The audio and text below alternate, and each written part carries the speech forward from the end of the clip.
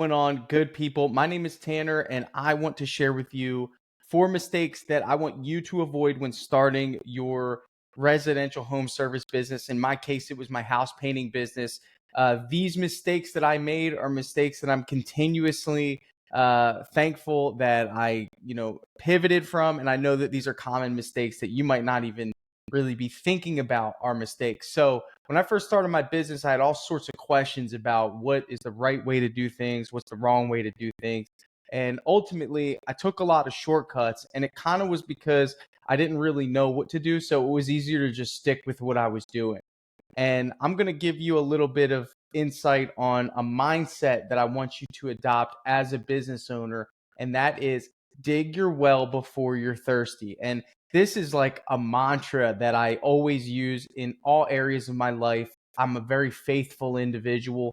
So for me, this is just an act of faith. I believe that when you have something that you are striving toward, you need to act in a way as if you already have it, and that sometimes requires you doing uncomfortable things that don't really make sense right now, but later on, obviously, will have a big payoff. And this is just a theme of my life. This is how I've achieved some really cool things that I'm very proud of. So when I say dig your well before you're thirsty, mistake number one was me thinking that I could get away with paying people under the table, just writing a check, 1099, and thinking that I was um, getting what I believe to be a short-term gain by doing that, right? And the big thing is, hey, you don't have to pay taxes on, right? You don't have to, it's cheaper, it's easier. You don't need a payroll company, just write the check, right? And this worked for a little bit, but what I started to notice early on was that it was creating this kind of fear that I was doing something illegal. And that's just the reality of the situation. These weren't bona fide subcontractors. These were employees that it was just easy to just write them a check at the end of the week. So the mistake that I made was thinking that this was a way to do business, and it wasn't. This was not a way of $1 million operation. This was a way of somebody who made a little money selling paint jobs. So for me, I kind of had to step back and realize, okay, where do I see myself in 2, 3, 4 years? And it was having an operation that I could be proud of, audit proof, and ultimately something that benefits the individuals that are working for me, right? So and that's a good point when it comes to paying, because ultimately the individuals that you're writing those checks to and you're not taking taxes out of, they're the ones ultimately that get penalized the most if there's ever an audit, or if they maybe want to get a car or they want to get an apartment. They have a lot of trouble proving their income. So misclassifying workers is the key here. And that ultimately was one of the mistakes that I wanted to avoid. And ultimately I did. How did I avoid this mistake? Well, the first thing I did was recognize that I did not know what I was doing, right? And I think that's the first step to growth, is really just admitting that you have no clue what you're doing, and that's totally okay. Business is hard. Business is complex. So step number one is recognize you don't know what you're doing and find someone else who does. So the first step I did was reach out to someone who owned a business and ask what they were using to pay their employees. And again, there's so many instances where I do coaching, or I just really just know that most people don't do it, not because they're trying to do something wrong. It's just they don't know the alternative, or they don't know how to achieve the alternative, right? But again, if I'm coaching you and you're listening to this, I want you to think of yourself as that $1 million operator. I want you to think of yourself as somebody that is going to be proud of a business that has all of the T's crossed, the I's dotted, and it's a business that has a strong foundation, because anything that you build, it has to have a strong foundation, or at one point or another you're going to have to go down to that foundation, which the longer you wait, the harder it will be. So again, we're going in with faith that we're going to grow a powerful, strong, really a blessed business. So for me, it was making the tough decision first to identify I don't know what I'm doing. Second, be resourceful. Reach out to someone who does. In this case, you're watching this video, so obviously you're already resourceful. So in this case, you're already on step two. But here's step three, is taking action. And in this case, I had to find a payroll company. I had to seek the payroll company and admit, hey, I don't know what I'm doing, but I'm willing to use my resources to pay you to do it. And this is a recurring strategy that you're going to use throughout the growth of your business is identifying what you're good at, what you're not good at, and what you can delegate to someone else or an entity to take care of it for you. So it actually started off with me utilizing a program called Paychecks, which is actually at the time, it was more of a peer type service where I would have someone, not, I guess not peer, but it was more manual than anything. It wasn't like a software, but they handled everything. I would email them the hours of my employees every week. They would take it out of the bank account. They'd pay the taxes on it. They'd pay the workers' comp, and then they would pay the employees. Same thing now is with Gusto, which is my recommendation. Gusto is a self-serve option. It is the easiest program that does so many things. I could not run my businesses without it. So mistake number one was not doing payroll the right way. And again, I can't emphasize enough how important this is. Mistake number two, early on in my business, I lived in the mindset of scarcity, right? A lot of us do, and it's okay because you kind of are a little uncertain of everything. Mistake number two was taking on things that were not my ideal job type. Okay, so I got myself in a lot of trouble saying yes to things that I should have probably said no to. So here's an example. I had a great customer. They hired us to paint the inside of their house. This was actually a referral from someone that I knew that was doing cabinet coatings at the time. And he said, hey, this guy needs his whole house painted. Can you come and give him a quote? So it was a lock. Got the job. It was like a $4,000 job. It was great, right? 3-day job. Perfect. As we're working on the house, the customer starts to emphasize the different things that he's wanting to do. And in this case, he said that he wanted to remove tile in the main living area of the house, and he wanted new flooring laid, and he needed someone to remove the tile. Well, in this case, I volunteered because I saw dollar signs. I said, you know what, we can remove the tile. And ultimately, as a painting company, we really weren't, obviously equipped to do this job. I had no experience doing it, but one person on my team did. And this was a detriment to our business. This ultimately really shifted the entire job from a great experience to a poor experience. We lost money on it because it took way longer than we thought it would. And what that really did, the opportunity cost, right? What we're giving up in exchange for what we're taking on was the fact that there were other paint jobs that I probably could be doing, but instead I was sitting there trying to figure out how to remove tile on a job that I underbid anyway. But this was a big lesson to me. Ultimately, it helped me see that I can't be a generalist. I have to be a specialist. And ultimately, I have to learn how to say no. And again, this isn't just a lesson for some people that are just starting their business. This is a lesson for people that are in their business right now and having issues, right? And it doesn't have to be something as night and day as a painting company taking on a tile job. This could be something as as subtle as a painting company taking on popcorn removal. And it's not so much that I want you to say no, it's that I want you to see the impact of the decision. And generally speaking, when companies take on something that's not their specialty, it's because they don't have confidence in their marketing, right? In other words, they don't know where the next job is coming from. You're not doing it with malice. You're not doing it with poor intent. You're not doing it to stress out your team, which we know is happening, right? If you hire someone to do painting and next thing you know, they're scraping popcorn and doing all these crazy tasks that you're having them do, they're probably going to be looking for another job, or they're probably going to be pinging you for more money because it's not fair. And I think as a business, you need to look out for your team members, and you got to position them in a way that they could be successful, but not do things that are outside of what the initial exchange was when you hired them.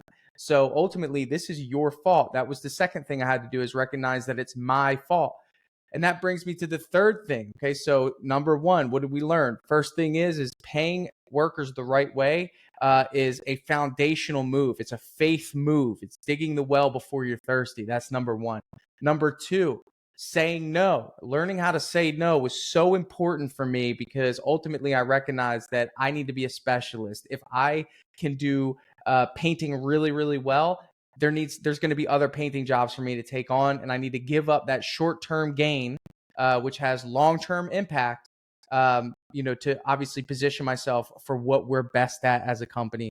And number three, this is a big one. Number three is thinking that I can market my business on my own. Okay, so that was the biggest mistake that I made, thinking that my little bit of marketing knowledge early on was enough to sustain the growth of my business. Now, the reason why word of mouth is dangerous in the early stages of your business is because it's a random occurrence, right? So in other words, you have no control over when somebody reaches out to you or when that phone rings, okay? You have absolutely no control. You don't know when it happens. You're sitting here, you're just going to wait for that phone to ring, wait for this thing. You could just leave it here and just kind of stare at it until somebody calls you. And the problem is that this leads to issues that I mentioned before, right? Taking on jobs that are not your ideal job type.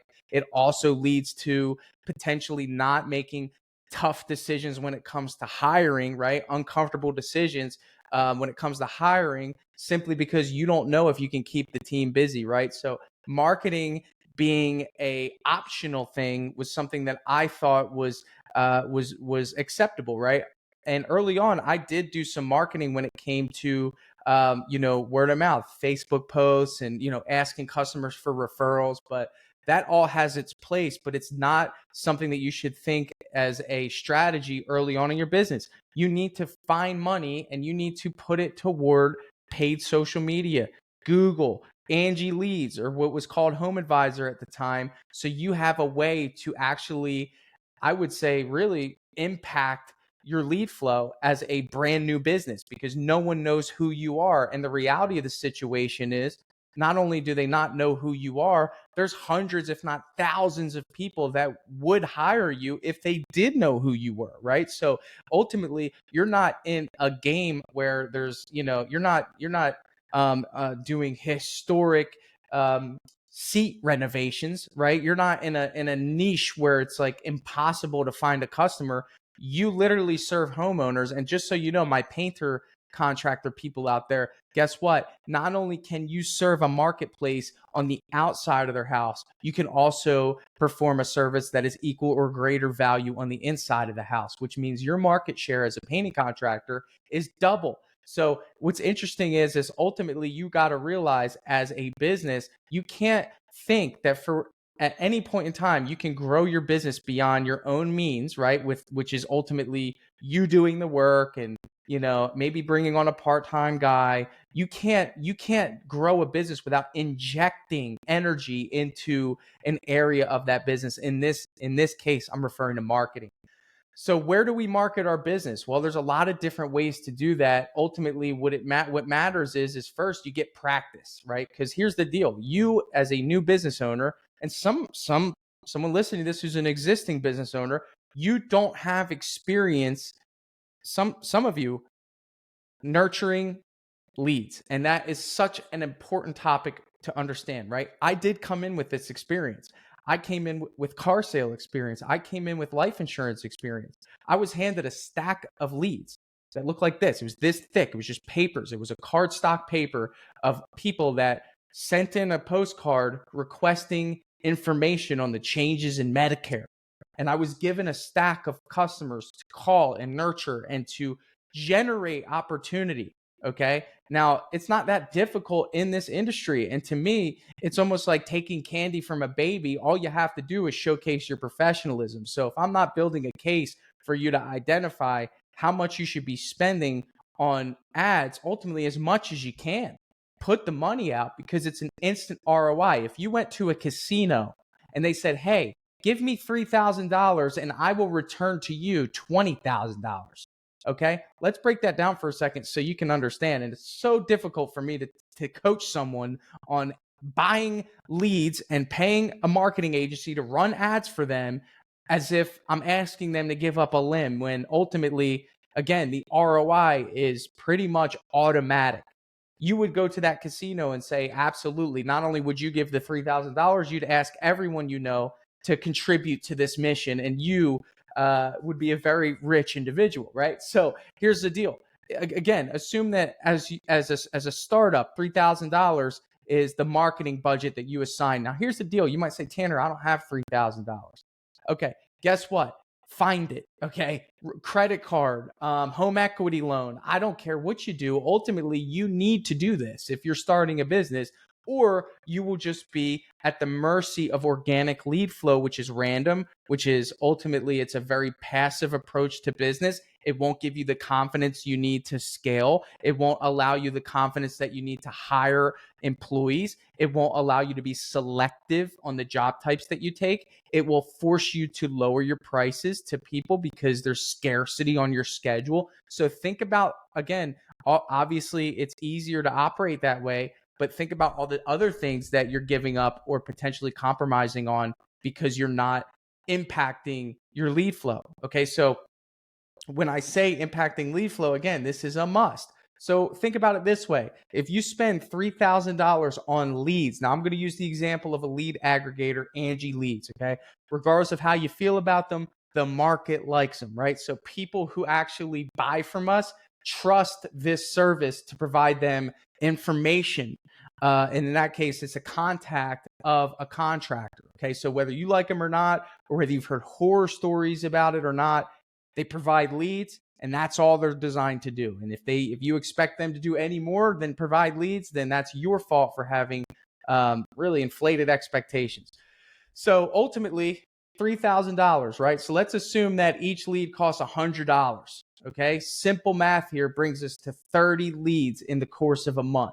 Now, in order for you to understand how easy this is, I want you to just break down these numbers. I'm going to give them to you so you can kind of think along with me here. But $3,000, 30 leads. Now, let's assume that your set rate, right? So set rate is an important metric for you. And that ultimately is how often you set the appointment from a new lead. And in this case, on average, across the board, Drip Jobs users are getting about 50 to 55% set rate, which I believe is very good. So about half of those leads are actually going to book appointments with you.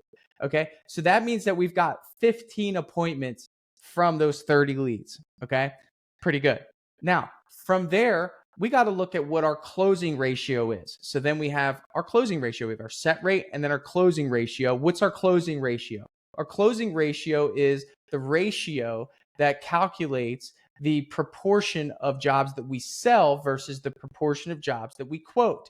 So in this case, I'm going to give you a low closing ratio of 30%. That means 30% of the time that you do a proposal, you're going to sell the job. So that means if there's 15 estimates, we sell 5 of them. Not bad. On average, our average job size is, as for premium painting, is about $5,000. Okay, most of you watching this, generally speaking, you're going to be between $4,000 and $5,000, especially if you are a home service business owner. 5 times 4 is $20,000, right? So that means you spent $3,000 and you were given $20,000 worth of revenue. The secret here is to rinse and repeat and manage the numbers. So you identify, hey, even though the first 15 leads were terrible, the last 15 leads all booked estimates, right? So it's about being a student of the numbers as a business owner, rinsing and repeating and having some impact on the lead flow. Now, of course, you have Facebook ads, you have Google ads, you have all sorts of different avenues where you can achieve something similar. That was just an easy example because it's cost per lead with that service. And generally speaking, those numbers are kind of attainable. Number 4, last but not least. So let's kind of recap where we were. Number 4, number one mistake to avoid is paying people under the table and not taking finances seriously, especially if you have really ignorance toward how to do it, not being resourceful, right? So we want to avoid all that. We want to dig our well before we are thirsty. We want to create a business that's impactful, not only for our customers, but for our employees. We want to pay people the right way, even though it costs us a little more upfront. It's worth it. Okay. Number 2, big one. Okay. Again, and part of me doing this, just so you know, isn't just for the startups. Okay. I want to make that clear. It's not just for the startups. It's for the people that are in business right now too, even though startup is obviously the topic of the conversation. Number 2 is being a specialist, saying no, being a jack of all trades and a master of none is not a good thing. Okay. And the reason this happens, we talked about it, is because you have no predictability in your lead flow ultimately, and you're just seeing dollar signs, right? And ultimately, every time you do it, you know that it causes stress, confusion. Ultimately, it breaks up the system. It breaks up the consistency. and it's a detriment to your business. So that's number 2, is learning how to say no. Number 3 is having someone or paying something to generate you leads and being okay with that. Ultimately identifying, hey, in order for me to grow this thing, I need predictability. As a business owner in today's day and age, you can outsource things. Okay. That's the beauty of it. You can outsource things. You can have what's called a fractional CMO, which is a chief marketing officer, someone that's fractional. You can have a fractional CFO, someone that just comes in, does all the finances and gets out. Someone that comes in, does your marketing and gets out. You can have a fractional administrator, can't you? You can have a VA. You can have people that come in and ultimately you pay them a small amount because they're servicing other businesses. It's a beautiful thing. So there's a lot of benefits of being a business owner in today's day and age. And last but not least, this is a big one for me. Okay. Number 4, I wish I had something to manage and track my jobs and my customers. I can't emphasize this enough. Obviously, I'm the founder of Drip Jobs. This is so important to me that I felt compelled to tell you that if you don't take customer organization seriously, you'll never get to the next level, because there's so much opportunity in following up. There's so much opportunity in having a customer database. There's so much opportunity in having automations in your business that without it, it's almost impossible to compete, because you have to capitalize on opportunity. And what's beautiful about the way Drip Jobs is built is we have a pipeline that ultimately keeps track of not only your customers, right? The people that hire you, which is what I believe to be one of the most valuable things, but the leads and the opportunities, right? And I can't tell you enough how many times as a business owner early on, our job schedule was looking light. When you start to hire people and you start to take on the responsibility of giving other people a full work week, a full schedule, guess what? The pressure starts to settle in, and you can't just call your brother or call your cousin and say, hey, sorry, man, we don't have work this week. Generally speaking, these are people that don't know you, that you put your neck out to hire. They gave you their trust, or you gave them your trust, and there's no jobs on the schedule. And I can't tell you how many times having a customer database organized, neat, efficient has allowed me to make follow-up calls, right? Or even I've won jobs that were automatically followed up with, but in some cases we got to pick up that phone and sold the job, right? And bought 3 days of time on my schedule for the next week. So it would give us the momentum to schedule some more, right? So I can't tell you how valuable that is. All I can say is that don't take that lightly. That's a mistake that you will make, is thinking that you don't need a software, or you have a software that just does like invoicing, right? A free invoicing app. Your software, as you grow in today's day and age, the software is your business. That's your office, right? Most home service businesses work from home. So where's the office? It's in the software. When you get to a point where you sell your business, or somebody wants to invest in your business, or maybe even just, comes to you and say, hey, I want to buy this thing, or maybe you want to pass it on to a relative or your children, the database of your customers is what's most valuable, right? They're getting a phone number and they're getting a database. Why wait until you're successful or until you hit $1 million to pivot and invest in great software? So of course, my plea to you is sign up for Drip Jobs. That's the best software you can get in terms of automation, organization, customer management, and it's led by me. And I have a mission to create the best software to ever exist for home service professionals. So if you want to be a part of that, go to dripjobs.com. Sign up, you get a free trial. We'll train you on it. But again, that's a mistake you can make early on, is thinking that something like Drip Jobs is too big for you, or you don't need it yet. If anyone needs it, it's you. As a startup, you need it. Oh, and by the way, if you truly are a startup and you just started your business within 60 days, we'll give you 4 months of it for free. That's dripjobs.com/startup-program. So I'll link it somewhere in the video. But those are my 4 mistakes to avoid. I hope you got something out of this. Thank you for being a viewer of the YouTube channel, listener of the podcast, and being a part of my world. It gives me great honor and joy to be able to serve you in your business. It's a blessing to serve. I remember when I first started my business, I was scared. I had no clue what to do.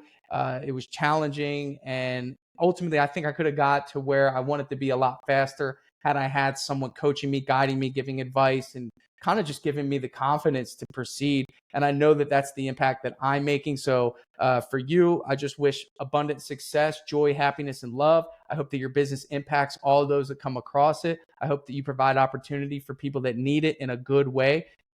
People need an opportunity to work for a great boss. And my mission is to help you become a great boss with great standards, great foundation, and build a business that'll last a lifetime. So thank you. It's an honor to serve. I'll catch you on the next one.